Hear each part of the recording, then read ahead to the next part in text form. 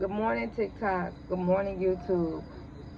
Yeah, I was watching Morning Joe, and he was talking about, how all of the other presidents couldn't get Putin to do what they wanted to do, and so it's no different now. He always got to do a coalition. My thing is this: the deal is, the other presidents, they didn't coddle Putin. Putin didn't fly the American flag along with the Russian flag on their tanks, and they didn't meet with Putin because they knew Putin wasn't crap. Once they met with Putin, once it was over for him. Trump keep inviting him, and he definitely wasn't invited in the White House. He definitely didn't ride in the Beast where he could take everything in and know what to do. He didn't do that. So that's the difference. Joe Scarborough, cut it out. This is just one of the weakest presidents we've ever had in our lifetime, period.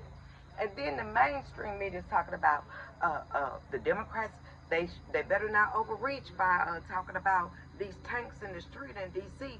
Don't overreach because people want this law and order. People want this law and order. People in the hood don't want that law and order because you know why?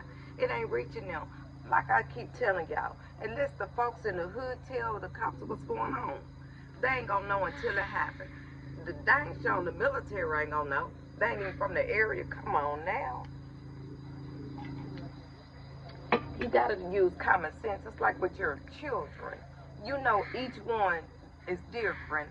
And so when something happens, you know who did what. If you come into somebody else's house, you don't know their kids. You know what I'm saying? So it's just crazy. But I say that to say this.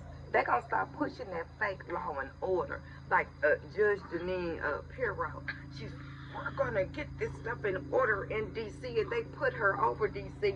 And this lady's husband got a pardon from Trump in 2021 because he had tax evasion.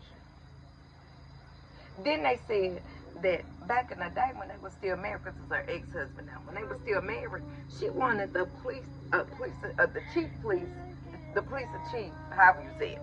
She wanted him to put a bug on her husband's boat to see who the woman was that he was messing around with because he wouldn't let her go with him. And this is who we got? This is who we looking for law and order? Get out of here. Then I saw that that Delane Maxwell is getting ready, if she's not already doing it, to work at a Starbucks. She's going to be out in the community with young women. Who go to Starbucks? Soccer moms and young women. That's going to be her breeding ground. Once again, hush, honey. That's going to be her breeding ground. And that's why Trump let her out. Come on now. Then I went back and looked, the man Silk Road.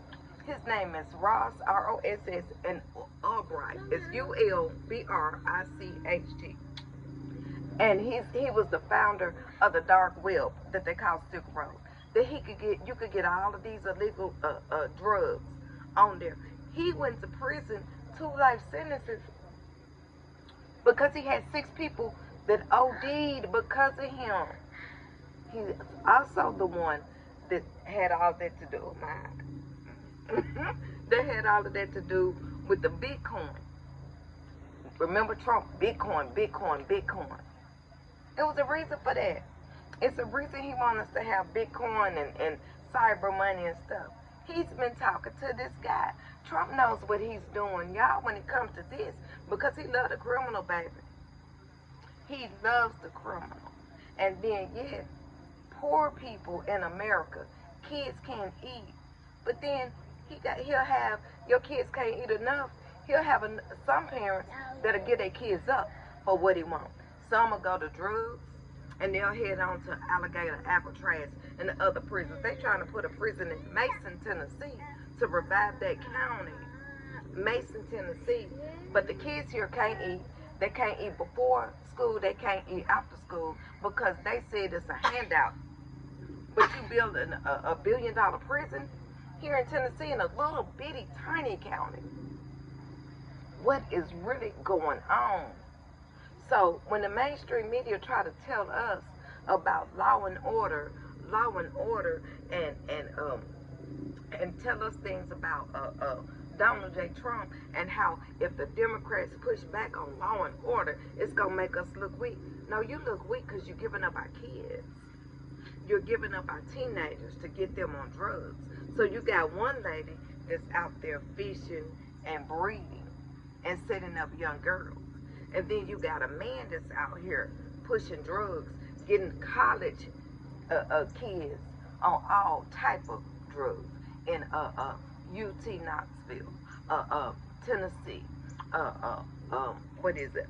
Vanderbilt, Alabama, Roll Tide, all of that. They're getting a Florida State.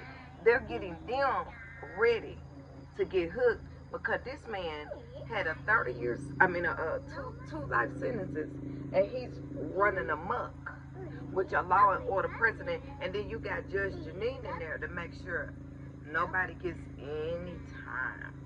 And then I'm gonna come back to Epstein and how Trump put that guy judge in his administration.